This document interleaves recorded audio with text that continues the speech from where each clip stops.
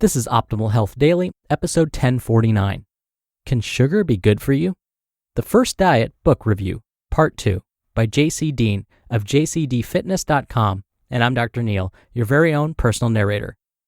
Hey there, welcome to a Thursday edition of Optimal Health Daily. This is one of 5 podcasts where we read to you from blogs for free, so that you don't have to read them yourself, except on Fridays. That's where I usually answer your questions. Now, today's post is a continuation from yesterday, so I'd recommend listening to yesterday's episode first if you haven't already. That's episode 1048. But if you're all caught up, let's jump right in and get to part 2 as we optimize your life.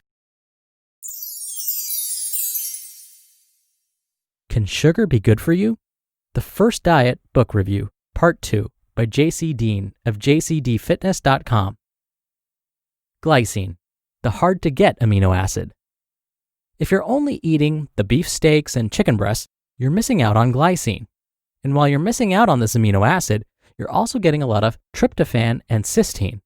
Now, there's nothing inherently wrong with those amino acids, or any of them in particular, but nutrition is about balance. Anything in excess can be harmful. It's sort of like the macro view of the diet. If you're stuffing yourself full of fat and little to no carbs or protein, then you're missing out on the benefits of the missing nutrients. Same if you were to eat a diet high in protein and nothing else. You'll be missing out on glycogen replenishment and some essential vitamins that require fat for transport. Glycine is important for liver health, but in order to get plenty of it, you will have to eat the connective tissues of the animal, like its skin and tendons. If you eat bone broth, which contains gelatin, then you're getting the glycine to balance out the other amino acids.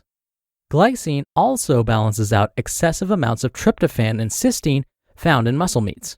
Why does this matter? Because in high amounts, it seems that tryptophan and cysteine can inhibit thyroid function. So instead of loading up on only muscle meats, balancing it out with gelatinous cuts of meat that are low in tryptophan and high in glycine can be helpful in striking such a balance. This is why some people in alternative health circles will encourage you to consume some gelatin along with muscle meats.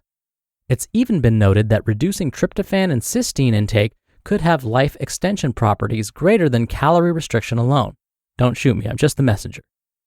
Nutrition is not everything. One of my favorite aspects of this book is when it's mentioned that nutrition is not always the answer. Sure, eating better is essential to good health, longevity, and being able to build your physique, but there are other factors. I've tried a bunch of different dietary ideas. I've tried low carb, paleo-ish, the zone style eating, intermittent fasting, and even alternate day fasting. I've gone on long tears of the if it fits your macro stint, where I'd aim to eat as much sugary cereal daily as possible, and I've completely abstained from it.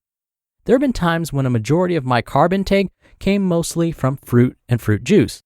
Most of all, I've realized that eating well is only a part of the process. It's just a piece of the puzzle, and while it's very important, it's not always going to make everything better. In his book, Sean makes a great statement with huge impact. Quote, "And if eating makes you happy, it's not the nutrients in the food that will make you feel that way, at least not in the moment. It's the great tasting food that makes you feel happy when you eat. I've never heard someone say, 'This hamburger tastes so great because it has 20 grams of fat, 30 grams of protein, and 40 grams of carbohydrates in it.' No, the burger tastes great because the burger tastes great, and someone put a lot of time and thought into making an incredible burger." End quote. Food is not only fuel for our bodies. It's social. It's cultural. It's how we celebrate. It's how we deal with sadness. In my most depressed moments, I may write on these eventually, food can offer a comfort that nothing else can. When I think back to my childhood, some of my happiest moments were shared around some very low-quality food. I can recall all the late nights after football games where we'd buy 20 boxes of pizza and stuff ourselves silly, hanging out early into the morning, reminiscing all the tackles we made and passes we caught. Some of my fondest memories were spent sharing a bowl of Velveeta Rotel cheese dip and stale tortilla chips with my family growing up. If you're into podcasts, Danny Roddy and Karen McSee did a fantastic show about going beyond nutrition. There's a lot more to health and happiness than just eating the perfect diet. Many times, when something is going wrong in our lives, we try to control them. And if we can't control them, we aim to control something, anything. But sadly for many, the only control they have is over their diet and training. So, in an attempt to make things right in their lives, They turn to training and nutrition to fill a void or fix something. But even then, the best diet and exercise program fall short. It's why the best diet won't always fix your health problems, or why the best training program won't make you into the beast you aspire to become. Dietary limitations. To end this, Sean covers something I think deserves a lot of attention, and that's the topic of atrophy. Our bodies were designed to move.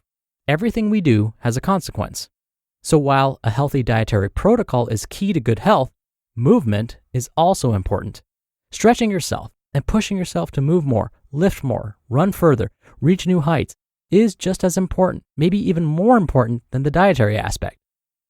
I've had the chance to learn under Amir Siddiqui's guidance, and throughout that time chatting with him, one thing I learned deeply was that our movement is responsible for the adaptations, and food combines with the training to help those changes take place. But it's our minds that make any of this possible in the first place. You just listened to part 2 of the post titled, Can Sugar Be Good for You? The First Diet Book Review by JC Deen of JCDFitness.com. Dr. Neal here for my commentary. Going back to JC's discussion of glycine, I recently answered a question from a listener about this very topic. It was episode 1015 to be exact, but I'll restate part of my response here within the context of JC's post. If you're not a huge fan of eating animal tendons and ligaments, you may not need to overly concern yourself about getting enough glycine in your diet. That's because glycine is a non-essential protein, meaning if we don't consume it or supplement with it, we're still covered because the body will make glycine on its own. Again, this happens just so long as we are still consuming enough total protein each day. For most of us, 5 to 6 ounces of protein each day is enough, and that should help the body create enough glycine. Now, I know it's difficult for us to imagine 5 to 6 ounces, particularly those of us in the States. So here's an example. Imagine you're holding a piece of cooked tofu in the palm of your hand. That would be about 3 ounces. So if you had 2 portions of that size each day, you've got enough protein and therefore would have enough protein in your diet to make enough glycine. And I do agree that having enough glycine in the body, making sure that our bodies make enough glycine, is important for our overall health and wellness.